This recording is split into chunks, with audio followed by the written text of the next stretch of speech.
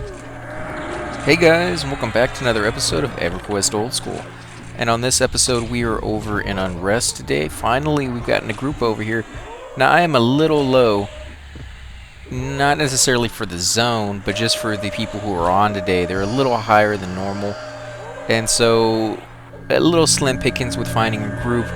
So it took me about an hour, or maybe a little bit of an hour and a half to find this group that we finally got going here. And it's not even a full group. There is a monk roaming around over here that's level 22.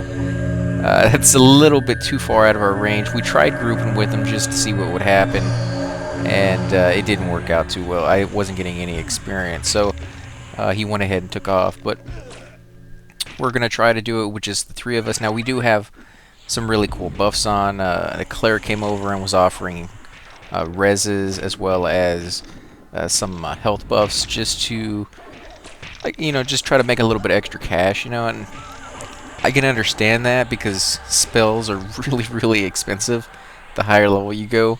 Plus, if you ever want to buy any loot, monks and necros, people who can solo by themselves fairly well, can go off and hunt giants and make a little bit of cash that way. As far as clerics, they're very, very dependent on groups. And so if they have crappy dice like I do, and I'm not complaining about it, it's just one of those things where I don't win randoms very often, or pretty much ever. Anybody who's ever grouped with me will know that to be the case. They laugh about it, and it is kind of funny to know that when we're rolling from 1 to 100, chances are I will get a 1, and somebody else will get like a 99. It's funny when stuff like that happens, except it happens all the time for me. So if you're somewhat like me in that regard, then you will know that getting money is somewhat difficult. Plus, the way I am is if somebody in the group needs it, they can have it. I don't want a random on an item somebody could actually literally use. I'm not greedy. I don't need the money that bad. Let's see. What level is she? She's even, so yeah, we could take her. Let's see what they say. Oh, she just joined the group. Nice, and we get a bard. I could definitely use the power regeneration. So let's say 40% power. That way they know what I'm at. I think that's what the paladin was waiting on for the next pool, to make sure I had enough.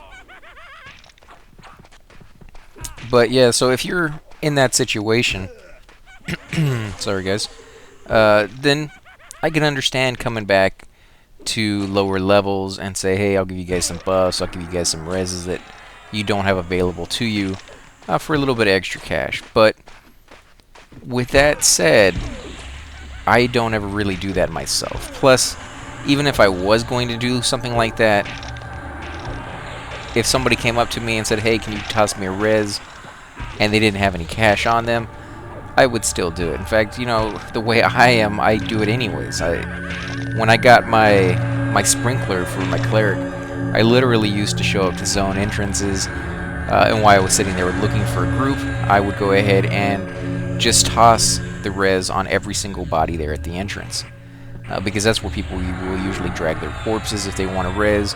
If they die in a group, that's usually where the group members will drag their corpses on the way for them to get back to it easier, because they know they have this really long corpse retrieval run, and the last thing you want to worry about is creatures respawning, while you are running back. So somebody will drag your corpse back, usually a rogue or somebody who has sneak or somebody who has invisibility can go over there and grab it, pull it back for you, because sometimes it will take almost as long, if not longer, for you to get your corpse in the zone than it will be for you to get all the way back to the zone from wherever it is that you're bound. So if you have a good group and good friends with you, somebody will usually take care of that for you.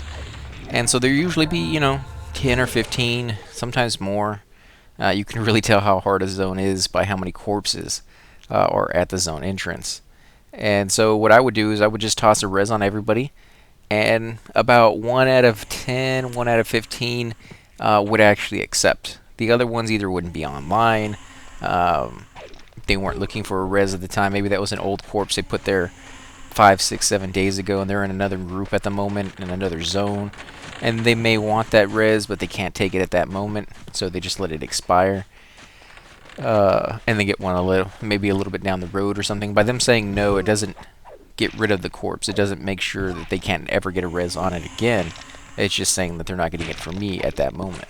So that's usually what I would do. And then out of all the people you res, some of them would run up to you and try to give you cash, and I would say I would decline. And some of them would force it upon you and be like, here it is, take it, please. Going to med while we wait for spawns. And so with that, that's how I would make a little bit of extra cash every so often. But usually that 50, 60, 70 platinum that I would earn after doing, 100 reses or whatever, would go towards symbols, the gems that I needed to cast my buffs anyways. It wasn't until I got down to Sebelis that the group started giving all the gems to the clerics, and that's where the money really came into play. And of course for me, I would use all that money that I made from the gems to buy more symbols so I could cast that more often, because you'd be surprised, like Paradots are, I think, or at least they were for me at the time with my charisma and the town I was going to, around 11 platinum apiece, and you use one per spell. So you can see in a group of 6 people, including yourself, it's close to 70 platinum for one cast. And granted, it would last, I think it was like an hour and 15 minutes. It might have been 2 hours and 15 minutes, but you can see that you're not going to usually make 70 platinum in an hour. But in the situation of Seb, you kind of would, because of the gems. The gems would drop, and you'd get like a fire opal or something like that that was worth, 11, 12, 14, 15 platinum, depending on your charisma. And you get 2 or 3 of those, and then you get a pearl or a diamond, and then boom, you got your 70 platinum. And occasionally they would drop pretty common, and you'd get maybe 20 in an hour. So you actually made a little bit of extra platinum that time.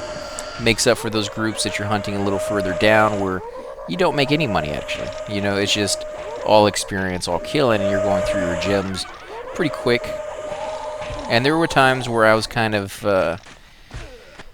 stingy with my buffs in that regard, where I just didn't have a lot of Paradots on me, or maybe I had run out completely because I couldn't afford anymore.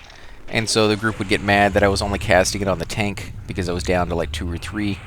But it's nice for everybody to have it, but it's expensive. You guys gotta remember that. It's like bone chips for a necro. They may not seem like that much, but they add up pretty quick. I mean, a stack of bone chips, I think it was going for about 15 platinum, and a necro uses 2 bone chips per cast of his pet. So if you have a necro who's zoning a lot, you guys are going through a lot of different zones, or his pet is dying left and right, you got to remember that will add up. Not nearly as much, I believe, as the Paradots will, obviously, because those are 11 for each one. You got to cast it 5, 6 times depending on what group you're in. And usually I would omit myself because it was just too expensive. I would rather die, than to put that on myself just because I couldn't afford it at the time.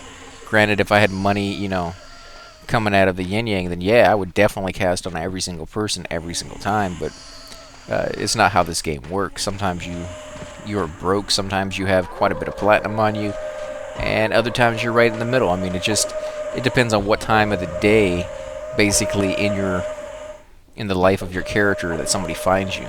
Because you may just have gotten a great drop and sold it for 1,000 platinum. Now you got some cash. But what do you do when you buy that next item that you've been drooling over, and now you're broke again? It's one of those things. Your character's worth quite a bit of money because of all the items you have on him, but he himself actually has very little to his name.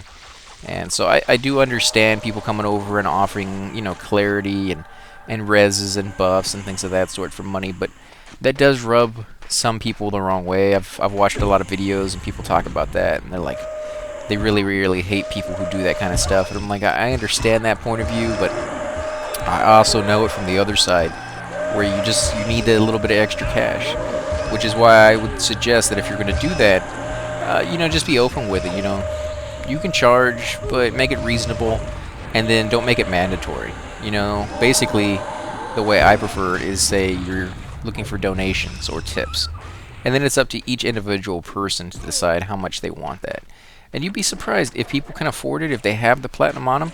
They know that the prices are usually, whatever it is. For clarity, it's like 20 platinum. For for a res, it may be up to 50 platinum. Depending on the zone that you're in and how often a cleric shows up and things of that sort. If you're a really, really high level, you're probably willing to pay a little bit more because you just lost quite a bit of experience that took you a lot longer to get. And so, with that regard, people will usually pay you close to what it's worth anyways, without you even having to ask. And sometimes they pay you a lot more to make up for those other people who aren't paying you anything. So as long as you're not greedy, you know, I think it's going to work out for you in the end. You're going to get a lot of goodwill just from rezzing people. People will remember that, and they'll be more likely to group with you in the end. If you're looking to buy items and people recognize that you're a pretty good guy, sometimes you'll be lucky, and that exact guy that you rezzed an hour ago is now selling that item that you really, really want. And I guarantee you he's more likely to give you a better rooted in front of closet. Okay, I guess she got rooted somewhere. Let's see, can I heal her from here?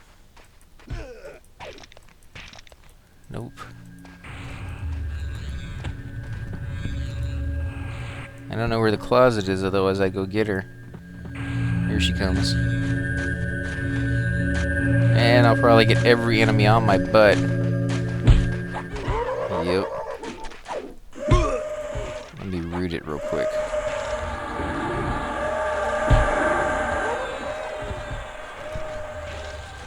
And keep in mind, guys, that as a cleric, you want to let the tank taunt it off of you. Obviously, that would be the best path. But sometimes he's busy. Sometimes he's doing other stuff. So you do want to make sure that you have root up so that you can somewhat defend yourself in the sense that you can root it and move away. That way you can start meditating. Have rabies also. I can't cure that, unfortunately.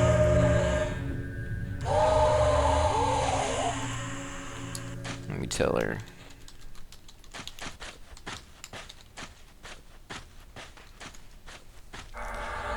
Yeah, that's one thing I've noticed with a lot of people.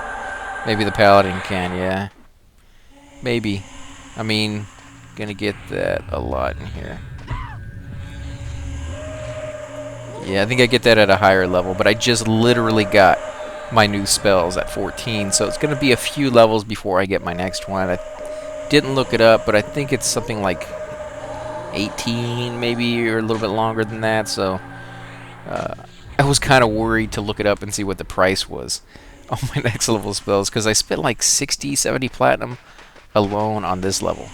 And so, yeah, it gets more and more ridiculous on the price. But again, it's nothing that I haven't been able to achieve by spending a little bit more time concentrating on money than I am on experience at times. You know, like with over in Crushbone, thankfully I was able to concentrate on both. I was able to kill in a group, get quite a bit of experience, and then at the same time pick up Crushbone belts and shoulder pads, which are worth, you know, anywhere from 2 to 10 platinum for a belt, and the shoulder pads for 5 to 15 platinum for each one.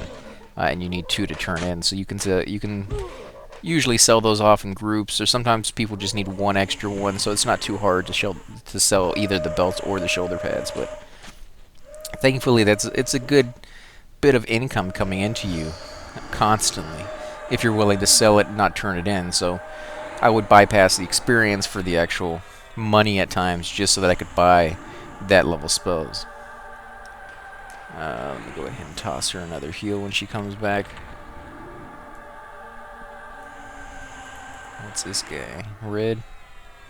And yeah, I'll go ahead and show you guys. There's not a whole lot of people in the zone. Only 15 right now. And it's kind of early in the day, so that might be why. But if you've never been in this zone, and I had just a few times in the past. I have Cure. Okay, he can do it. I had only a few times in the past. And so when I came in here, I actually found a group, and he said come over to MR. And I had no idea what that stood for or where it was in the zone. And he was telling me that MR stands for main room. Oh great, we got repop.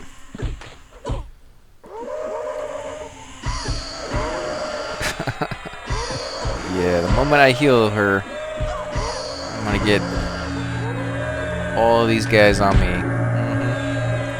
Knew that was gonna happen. Let me go ahead and toss a root. got a root on one of them.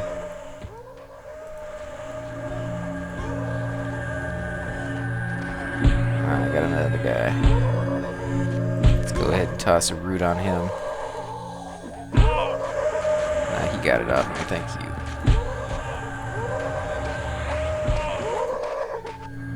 Oh great, I ran us into another one.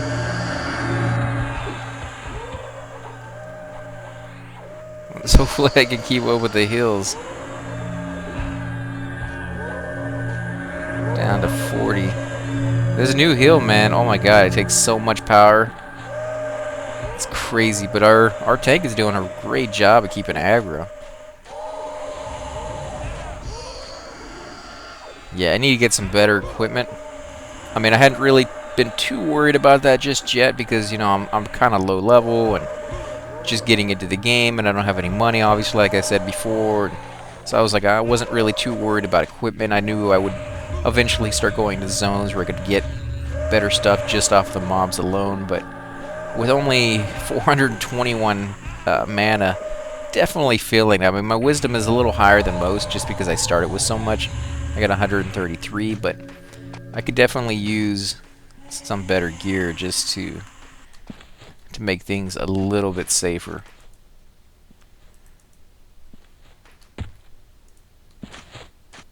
What is this? Rusty.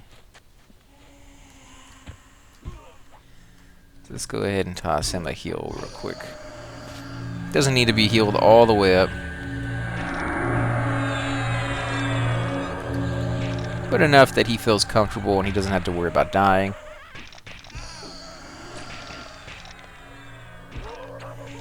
Let's go ahead and tell him I'm at 40% still. That way, if they want to pull, they could. Granted, 40% is probably about 2.5 heals with this new one that I just got. What did he just cast? I guess maybe he cast Cure because I didn't get anything out of my character. Your wounds begin to heal. Now that's her. I think she has her heal song on. And you can hear all the attacking going on in the background. That's from other groups that are around us. I'm sure there's other named rooms around here. But this is the main room. And I was telling you guys how to get here, and then I got interrupted. I'm sorry about that. But when you come into the zone, you come into the graveyard area kind of thing, and there's a bunch of little beetles roaming around. If there's nobody there killing them. For today, when I logged on, there was like 5-6 people there looking for groups, trying to put one together, and so all the beetles were dead. And if you walk down the cobblestone path straight ahead, you come to the big house. And if you walk into the door, take a little right, but don't go down the little hallway. Take a little right, and right around the corner to the left is a hallway that you want to go down. And as soon as you go down that hallway, literally like 2 inches on the left-hand side wall is that door right there in front of us, and that leads over here into this room, which they call the main room. Now, of course, I will show you guys how to get here on later videos. It's just for my first time here, and while I was putting the group together, I didn't want to sit there for an hour and a half looking at the ground, waiting for an invite while I was recording. That part's kind of boring. I try to cut that out as much as possible because I know that you guys probably don't want to sit there and watch that.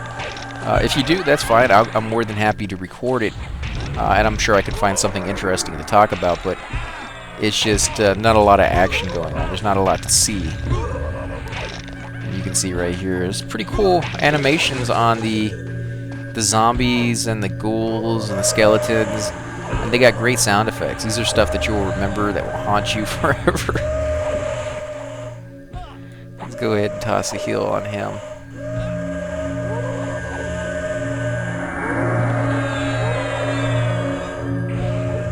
Tell him I'm at 70.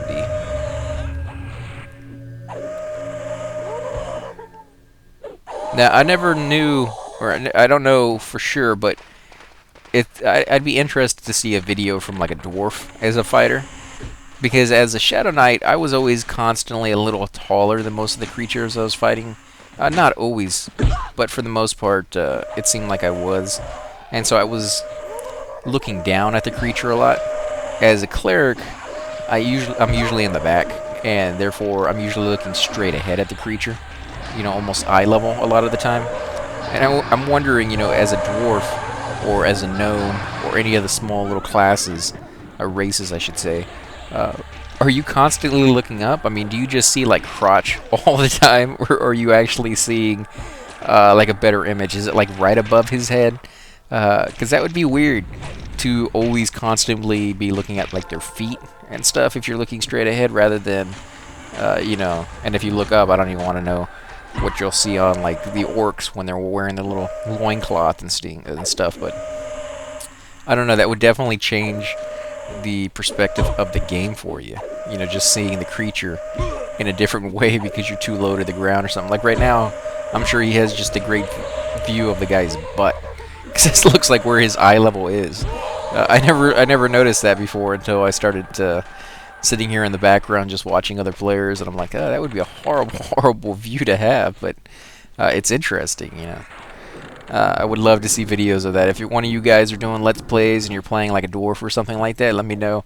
Now, I did pick a dwarf paladin, so eventually I'll get to figure that out for myself, but right now, at the level that he's at, he's fighting orcs, but they're really, really small because they're low-level ones. And so he's about eye level with those guys. And he hasn't really gotten into any of the ones where they're a lot taller, like these guys over here. He's not that high level yet. I think he's still level 9 or something, so let's go ahead and toss a heal on our bard, which you can't even see. There she is. And you can see right there in the background, the shadow. That's a guy right there attacking a gnoll, or a ghoul, I should say, and he's doing it on the other side of that wall. And because of the way the game is, there's a few little, you know, I wouldn't call them bugs, but there's a few little glitches almost that they either didn't fix or they left that way on purpose because it is something very iconic to the way the game was when it originally came out. Let's see.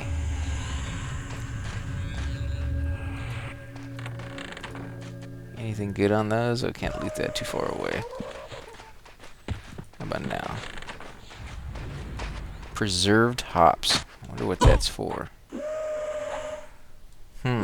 Magic item, lore item, no trade. This item can be used in trade skills. Well, if you guys have any idea what that's used for, or what recipes those can be made into, feel free to put that down below. I'd love to always find out any useful idea or little useful tidbits on a zone. If not, eventually I'll look it up on you know, Wikipedia or something like that, and find out for myself. That way I can let you guys know as well. But so nobody's gonna loot that. Ooh, nice. A lurking mummy and a dry bone skeleton.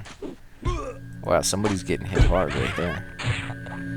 Guess I'll go ahead and heal her, but make it aggro. Yep, got aggro off of one. Oh, got an extra ad from some other guy who's not even in our group. Oh, great, I'm gonna die here. Let me root it. If I don't get interrupted, and it went off. Nice. Let me run. Let me move. Here we go. Ah, come on, guys. My root did not take. There we go, root. Ah, come on. I'm gonna die. Healing myself. Ew. Oh, he used his lay of hands. Oh, thank you, man. Oh, that was crazy. I can't believe he used his lay of hands. He only gets that like once a day. Gonna go heal myself.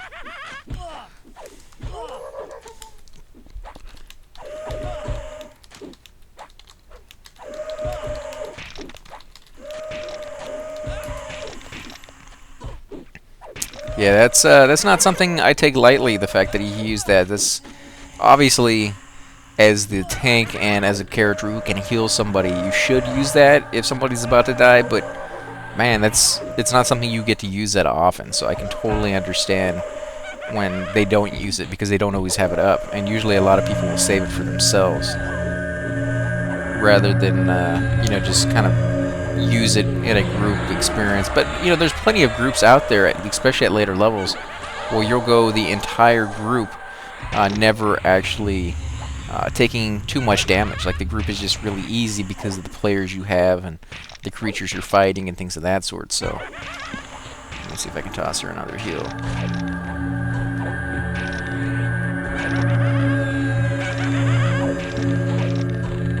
I am out of power. Let's loot up a little bit. Rune of Nagafen. I think that's used for research or making spells. I'm gonna come over here where it's safe. And you hear that little chanting in the background. My very first character was named Villa, or however you want to say it, like Bob Vila with the V-I-L-A. I always pronounced it Villa. Yeah. And these creatures, when they're I don't know what they're saying, but they're speaking in another tongue almost. And one of the things it kind of sounds like when I was younger and I was playing this game is I thought they were chanting out my name. I thought they were doing that for everybody. My name just happened to be something very close to what it sounds like they're saying, but it's not. They're just doing whatever the sound effect is, But at that time, I was still kind of blown away with the scope of this game, how friggin' expansive, and you walk up to an NPC and you say hail, and he replies back with your name. Nowadays that doesn't even make a second glance at something like that, but back then that was pretty big. They didn't do that before. I mean, to be able to program it that they actually typed out your name was crazy. That would almost be like in today's standards walking up to a character and him voice acting, and in the voice acting putting in your actual name. That would be crazy. That would be cool.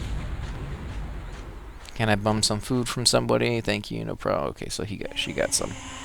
But yeah, if you walked up and you saw that, you would be like, oh, that's crazy. So when I walked into this zone and I heard them chanting out that name, yeah, it blew me away, but it wasn't something beyond the realm of possibility for me, at least in my mindset at the time, because they had not only met my standards, but they exceeded them in just so many ways. And if you look at the graphics were another thing that blew me away. Like before this game came out, there wasn't maybe but 2 games, I believe, that I remember that had really, really good graphics, and neither one of them even came close to the graphics that this game had.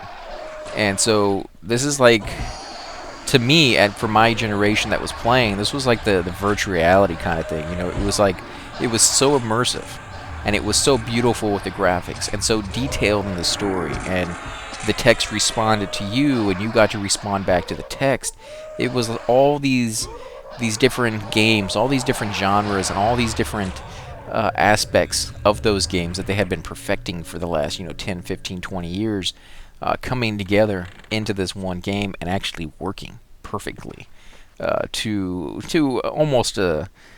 almost perfectly, I guess I should say, because there were issues, there were problems, there were bugs and things of that sort, but for the most part there wasn't anything that stopped you from enjoying the game. Yeah, pacing issues here and there, and issues with losing a body in the wall and stuff like that, but it wasn't anything so big that you were like, oh, okay, this is a huge problem that they need to fix right away because the game is just unplayable. It was like you were nitpicking at that point.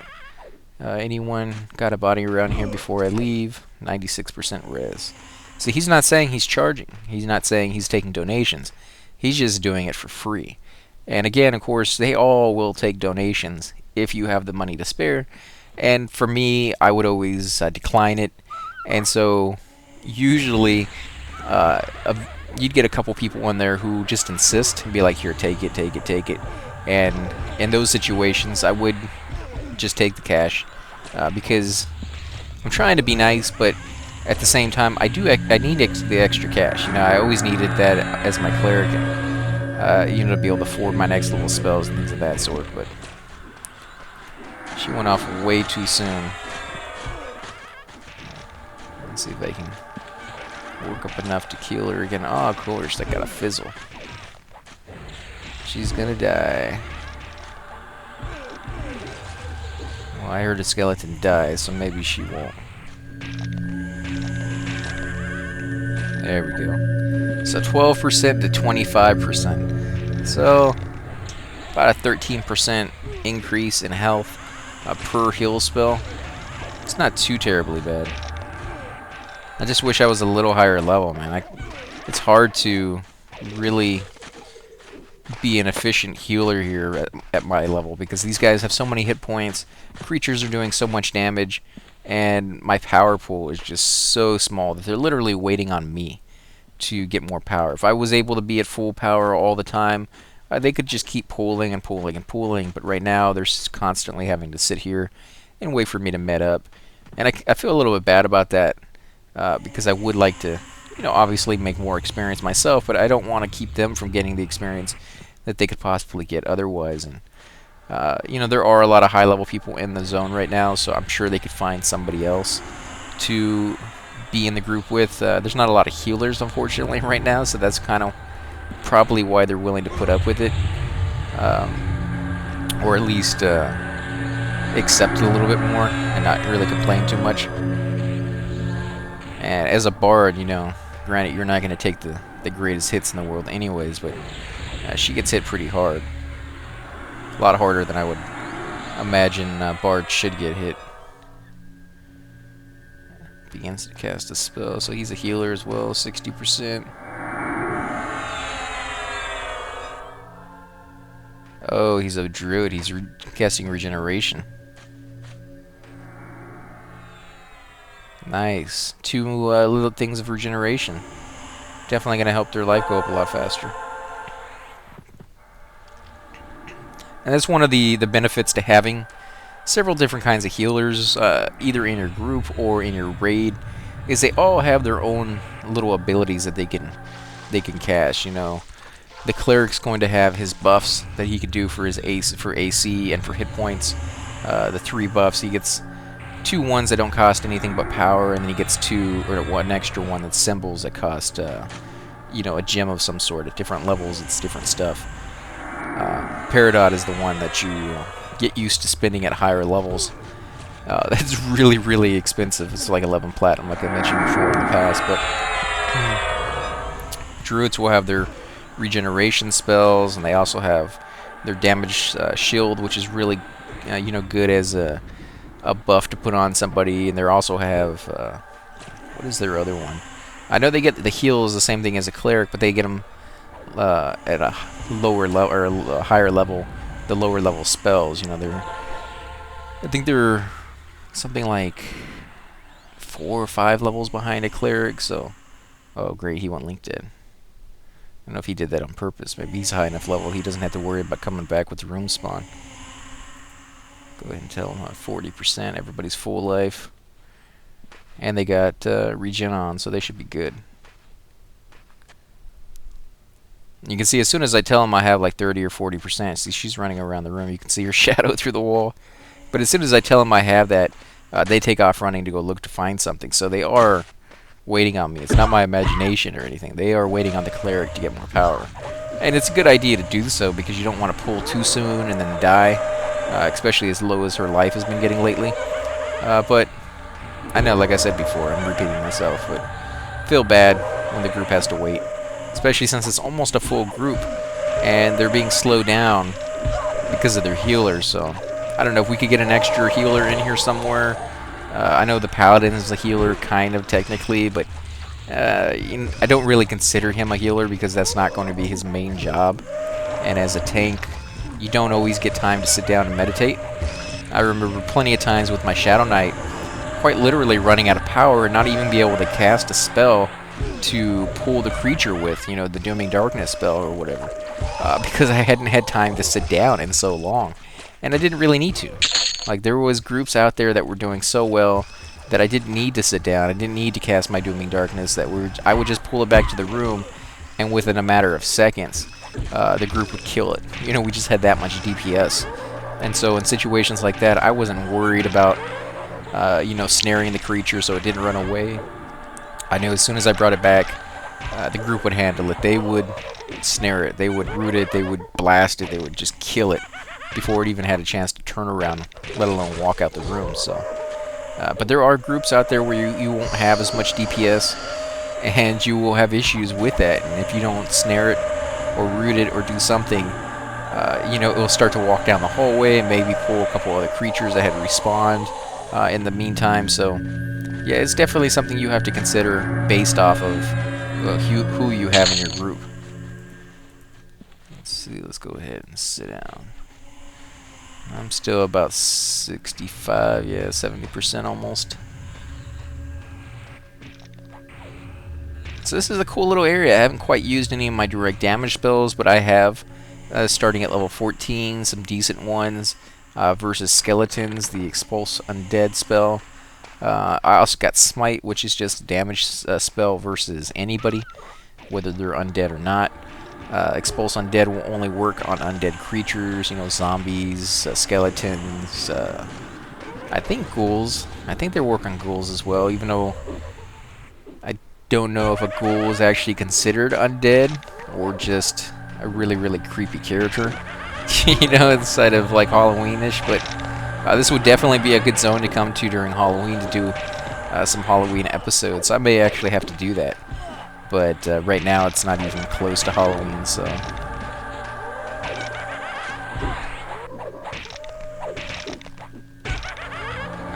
Dry-bone skeleton, and then we got a pet that's a skeleton, so that's kind of cool. See all these skeletons in here. So we're going to go ahead and end this first episode here, guys. Again, I want to thank you for watching. If you do like these episodes, please hit the like button, subscribe. Definitely helps grow my channel, and I greatly appreciate it. Also, if you have any comments below, I'd love to hear back from you guys on your experiences in the game. Did you come to Unrest? Is this the first time you're seeing it yourself? Is there anything you guys want to see in particular? Things of like certain rooms that you had a good time in. Do you guys want to see me putting groups together and kind of sitting at the entrance and just trying to figure things out? I know for me, I had a lot of good memories of corpse retrievals. At the time, obviously they were a big headache and all these issues that you had to go through, but now when I look back, I'm like, oh, the friends that I made while trying to put together that corpse retrieval or trying to put together that group, and all the different kind of conversations you get into while you're doing that are things that you remember. So if you guys want to see that, I'm more than happy to show it to you. I just been cutting that out because I wasn't sure if that was something you'd be interested in or not. So again, leave comments down below, and I'll definitely do those if that's what you guys want to see. Again, thanks for watching, and I'll catch you on the next episode, guys.